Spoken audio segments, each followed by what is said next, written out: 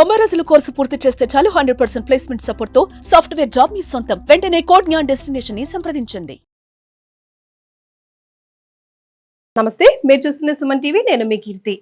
ద్వాదశ రాశిలో భాగంగా ఫిబ్రవరి 1 నుంచి 15వ తారీఖు వరకు మకర రాశి వారికి ఎలా ఉండబోతోంది మనకు తెలియజేయడానికి మనతో పాటు ప్రముఖ ఆస్ట్రాలజర్ బ్రహ్మశ్రీ నందిబట్ల శ్రీహరి శర్మ గురువు గారు ఉన్నారు.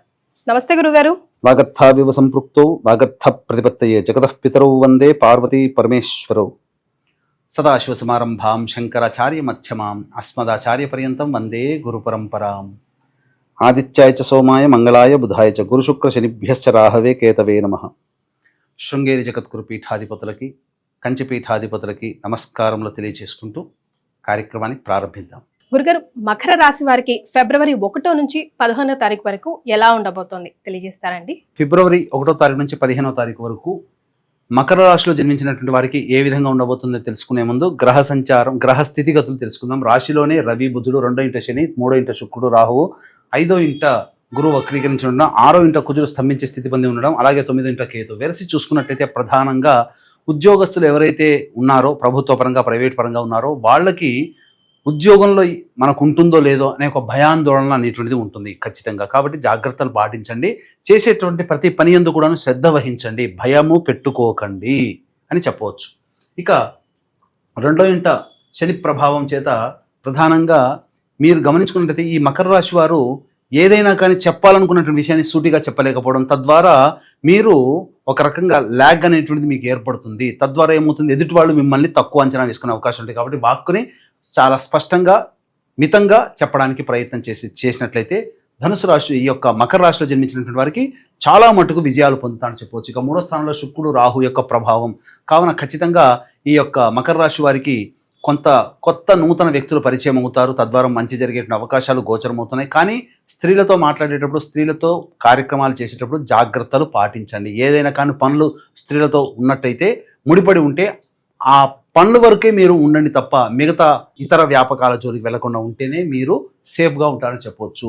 ఇక 5వ స్థానంలో గురువు వక్రీకరించినటువంటి కారణం చేత ప్రధానంగా గృహపరమైనటువంటి గృహ మరమ్మతులకు సంబంధించినటువంటి విషయాల పట్ల మీరు ఆలోచన చేస్తారు. కొంత ఖర్చులు కూడా అవుతాయి. అలాగే మీ తెలివితేటలు ప్రదర్శించగలిగేటువంటి స్థితిలో ఉన్నప్పటికీ మీరు ప్రదర్శించలేని కారణం చేత చాలా మటుకు అవకాశాలు మిస్ అవుతారని చెప్పవచ్చు. ఇక 6వ ఇంట కుజులు స్తంభించి ఉండడము, ఇది పైకి మాత్రం చూడడానికి చాలా మంచిగా కనబడుతుంది. కానీ ఏంటంటే ఈ కుజుని యొక్క ప్రభావం వలన ధైర్య సాహసోపేతాలతో అన్ని నిర్ణయాలు తీసుకోవాలని ఆలోచన చేస్తారు. కానీ అమలుకు వచ్చేసరికి మాత్రం చితికేల పడిపోతారు. 9వ స్థానంలో కేతు యొక్క ప్రభావం, ఇది ప్రధానంగా తాత ముత్తాతల ఆస్తికి సంబంధించినటువంటి విషయాల పట్ల కొంత మీకు అనుకూలంగా ఉండేటువంటి అవకాశం గోచరమవుతుంది. అలాగే వాటి విషయాల గురించి చర్చోపచర్చలు జరుగుతాయని చెప్పవచ్చు.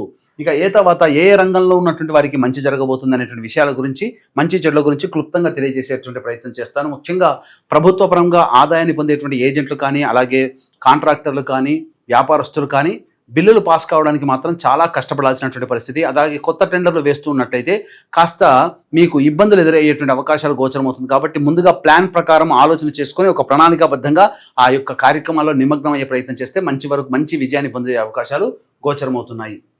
అలాగే ఉద్యోగ సంబంధముగా చూసుకున్నట్లయితే 12వ తారీఖు వరకు ఉద్యోగ భద్రత గురించి ఆలోచన చేస్తారు. కానీ 12వ తారీఖు తర్వాత కొంత మార్పులు చేర్పులు ఉద్యోగం చేస్తున్నటువంటి వాళ్ళలో చోటు చేసుకుంటాయి. నిరుద్యోగస్తులు కష్టపడితే తప్ప 12వ తారీఖు లోపల ఉద్యోగాన్ని పొందలేనటువంటి పరిస్థితి గోచరమవుతుంది. కాబట్టి కష్టపడి మీరు సబ్జెక్ట్ని పెంచుకునే ప్రయత్నం చేసినట్లయితే ఉద్యోగం తప్పకుండా లభిస్తుందని చెప్పవచ్చు. ఇక తోలు, చర్మ వ్యాపారస్తులు, ఇనుము స్టీల్ రంగంలో ఉన్నటువంటి వారు, ఎడిబుల్ ఆయిల్స్ ఆటో రంగంలో ఉన్నటువంటి వాళ్ళు, ఎడిబుల్ ఆయిల్స్ విక్రేతలు, అలాగే దిగువ స్థాయి ఉద్యోగస్తులు అనగా క్లాస్ 4 ఎంప్లాయీస్, అలాగే ఈ సంబంధించినటువంటి మైనింగ్ వ్యాపారస్తులు ఎవరైతే ఉంటారో, సిమెంట్ పరిశ్రమల్లో పనిచేసేటువంటి వాళ్ళు ఎవరైతే ఉంటారో వాళ్ళందరికీ కూడాను సాధారణమైనటువంటి ఆదాయం ఉంటుంది. పెద్దగా వ్యాపారం అనేటువంటిది జరగకపోవడము, మిశ్రమ ఫలితాలు అనేటువంటివి పొందుతారు. కాబట్టి మంచి చెడు ఖర్చు ఆదాయం అన్ని సమానంగా ఉంటాయని చెప్పవచ్చు. ఇక ప్రధానంగా చూసుకున్నట్లయితే ఈ సంబంధించినటువంటి రెడీమేడ్ గార్మెంట్స్, బొటిక్స్ ఇట్లాంటి నడిపేటువంటి ఎవరైతే ఉంటారో వాళ్ళ బొటిక్స్, బ్యూటీ పార్లర్లు, అలాగే చర్మ ఆరోగ్య సంబంధమైనటువంటి విషయాల పట్ల ఎవరైతే ఉంటారో వాళ్ళందరికీ కూడాను సాధారణం కంటే మంచి ఆదాయం లభించేటువంటి అవకాశాలు గోచరమవుతున్నాయి. ఇక FMCG products, restaurants, hotels, general stores నడుపుకునేటువంటి వాళ్ళు, తీర్థయాత్రలు, అలాగే ఈ పూజా స్టోర్స్ నడుపుకునేటువంటి వాళ్ళు, ఎడ్యుకేషనల్ ఇన్స్టిట్యూషన్స్, ఆర్నమెంట్స్, జ్యువెలరీ రంగంలో ఉన్నటువంటి వాళ్ళకి సాధారణం కంటే మంచి శుభ ఫలితాలు పొందుతారు. గృహ కొనుగోలు, గృహ మార్పులకి సమయం గోచరం అవుతుందని చెప్పవచ్చు. అలాగే న్యాయవాద సంబంధించినటువంటి వ్యాపారంలో ఉన్నటువంటి వాళ్ళు, వృత్తుల్లో ఉన్నటువంటి వాళ్ళు ప్రధానంగా మీకు అన్నీ కూడాను జరిగిపోతున్నట్టుగా కనిపిస్తుంటాయి, అన్నీ కూడాను మీకు అనుకూలంగా ఉన్నట్టు కనిపిస్తుంది. కానీ వాస్తవానికి వచ్చేసరికి మీకు కొంత ప్రతిబంధకాలు ఏర్పడే అవకాశము, ప్రతికూలతలు కూడా ఏర్పడే అవకాశం ఉంది. కాబట్టి జాగ్రత్తలు పాటించండి, సంయమనం పాటిస్తూ తెలివితో ముందడుగు వేయండి. అలాగే రైతులు కొత్త పంట జోలికి వెళ్ళాలనే ఉత్సాహం ఎక్కువగా ఉంటుంది. తద్వారా డబ్బులు అప్పు చేయాల్సినటువంటి పరిస్థితి వస్తుంది. కాబట్టి పాత పంటలే వేసుకుంటే చాలా మంచి ఫలితాలు పొందుతారని చెప్పవచ్చు. రియల్ ఎస్టేట్ రంగంలో ఉన్నటువంటి వారికి వ్యాపార విస్తరణ అంత మంచిది కాదు. సాధారణంగానే మీ యొక్క వ్యాపారం జరుగుతుంది అనే విషయాన్ని గుర్తుపెట్టుకోవాలి. ఇక నిరుద్యోగస్తులకి 12వ తారీఖు తర్వాత ప్రయత్నిస్తే ఉద్యోగం లభించే అవకాశం గోచరమవుతుంది. వివాహం కావాల్సినటువంటి అబ్బాయిలకి అమ్మాయిలకి మాత్రం ఖచ్చితంగా వివాహం జరిగేటువంటి అవకాశాలు గోచరమవుతున్నాయి. 6, 7, 8 తారీఖుల్లో మీకు వివాహం అయ్యేటువంటి అవకాశాలు వివాహ సంబంధాలు కుదిరేటువంటి అవకాశాలు గోచరమవుతున్నాయి. ఇక విద్యార్థులు బాగా శ్రమ కోరిస్తే తప్ప కోరుకున్నటువంటి విద్యాలయాల్లో ప్రవేశం లభించదు. కాబట్టి ఇక 1వ తారీఖు నుంచి 15వ తారీఖు వరకు మంచి చెడు ఆదాయం ఖర్చు ఏ విధంగా ఉండబోతుందో తెలుసుకునే ముందు వీక్షించేటువంటి ప్రేక్షకులకి గమనిక.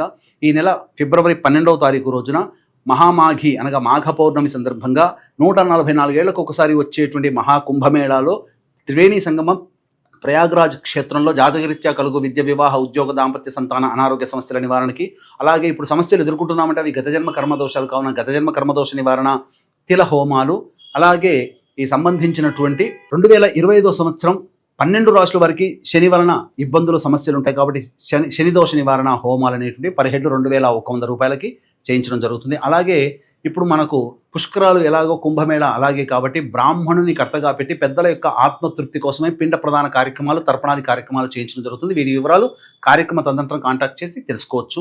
అలాగే ప్రస్తుతం కుంభమేళాలో పరిస్థితులు అనుకూలంగా ఉంటే ప్రయాగలోనే చేయించడం జరుగుతుంది. ఒకవేళ అనుకూలంగా లేకపోతే ఖచ్చితంగా కాశీ క్షేత్రంలో అదే గంగ అక్కడికి వస్తుంది కాబట్టి కాశీ క్షేత్రంలో చేయించడం జరుగుతుంది. ఈ యొక్క మార్పుని గమనించగలరు. ఇక గమనించుకున్నట్లయితే 1వ తారీఖు రోజున ప్రధానంగా కుటుంబ సభ్యులతో వాగ్వివాదాలు చోటు చేసుకుంటాయి. ధనపరమైనటువంటి నష్టాలు కలిగే అవకాశం ఉంటుంది. మనస్సు ప్రశాంతంగా ఉండదు, చికాకులుగా ఉంటాయి. 2, 3వ తారీఖులో కనుక చూసుకున్నట్లయితే ఇతరుల యొక్క సహాయ సహకారాలతో మీ యొక్క పనులని పూర్తి చేసుకుంటారు. రాని బాకీలు వసూలు అవుతాయి. స్త్రీ పరిచయం మీకు జీవితంలో ఆనందాన్ని కలగజేస్తుందని చెప్పవచ్చు. ఇక 4, 5, 6, 7, 8 తారీఖులు కనుక చూసుకున్నట్లయితే గృహోపకరణాలకి, గృహ మరమ్మతులకి, వాహన మరమ్మతులకి ఖర్చులు అధికంగా చేస్తారు. మీ ఆరోగ్యం పట్ల శ్రద్ధ వహించాల్సినటువంటి పరిస్థితి. ముఖ్యంగా ఏ పని ముందుకు సాగకపోగా ఆటంకాలు ఎదురవుతుంటాయి, వృధా కాలయాపన జరుగుతుంది. కాబట్టి జాగ్రత్తలు పాటించండి. ఇక 9, 10, 11, 12 తారీఖుల్లో ధనాదాయం చాలా చక్కగా ఉంటుంది. రాని బాకీలు వసూలు అవుతాయి. మీ యొక్క అవసరాలకి, ఖర్చులకి మించి ఆదాయం మీకు లభించడం ద్వారా మీరు మంచి స్థితిలో ఆనందంగా ఉంటారని చెప్పవచ్చు. విందులు, వినోదాలు స్నేహితులతో, బంధువులతో చేసుకుంటారని చెప్పవచ్చు. ఇక 13, 14, 15 తారీఖులు కనుక చూసుకున్నట్లయితే ఖర్చులు అధికంగా ఉంటాయి. ఏ పని చేయాలన్న ఆసక్తి ఉండదు. ఒక జిగ్జాగ్ వ్యవస్థలాగా ఉంటుంది. మీ యొక్క సంతానంతో విభేదాలు, సంతాన ఖర్చులు, సంతాన మూలకంగా ఖర్చులు, సమస్యలు పెరుగుతాయి, గమనించగలరు. ఏ తర్వాత చెప్పొచ్చేది ఏంటంటే యొక్క మకర రాశి వారికి పరిస్థితులు అనుకూలంగా లేని కారణం చేత తగ్గి ఉండడమే చాలా మేలనేటువంటి విషయాన్ని గమనించుకోవాలి. ముఖ్యంగా 4, 5, 13, 14 తారీఖుల్లో ఎక్కువగా ఖర్చులు గోచరమవుతున్నాయి. కాబట్టి ఖర్చుల శాతాన్ని తగ్గించుకోవడం, లేకపోతే ఆ ఖర్చులు ఆ రోజుల్లో పెట్టేటువంటి ఖర్చుల్ని ప్లానింగ్ ప్రకారం పెట్టుకున్నటువంటి ఖర్చుల్ని వాయిదా వేసుకోవడము చాలా మేలనేటువంటి విషయాన్ని గమనించుకోవాలి. మరి మకర రాశి వారు ఎలాంటి పరిహారాలు పాటిస్తే మెరుగైన ఫలితాలు వస్తాయంటారు గురుగారు? 1వ తారీఖు నుంచి 15వ తారీఖు వరకు ఈ యొక్క మకర రాశిలో జన్మించినటువంటి వారు ప్రధానంగా ప్రతిరోజు నవగ్రహాల చుట్టూ శివాయ నమః అంటూ 27 ప్రదక్షిణలు చేసి శివుణ్ణి దర్శనం చేసుకుంటే చాలా సమస్యలు పరిష్కారం అవుతాయి. ఇప్పుడు చెప్పినటువంటి సమస్యల కంటే ఇంకా విభిన్నంగా మీరు ఎదుర్కొంటున్నారు అని అంటే మీ యొక్క జన్మజాతకంలో నడుస్తున్నటువంటి గ్రహ దశాంతర దశల ప్రభావాలు. కావున దగ్గరలోని మంచి ఉపాసనా పరులైనటువంటి జ్యోతిషుని సంప్రదించి వారి సలహాలు, సూచనలు కనుక పాటించినట్లయితే మరింత మెరుగైనటువంటి జీవితాన్ని పొందుతారని తెలియజేయవచ్చు. చాలా సంతోషం అండి, ధన్యవాదాలు. సర్వం శ్రీ ఉమామహేశ్వర పరబ్రహ్మార్పణమస్తు.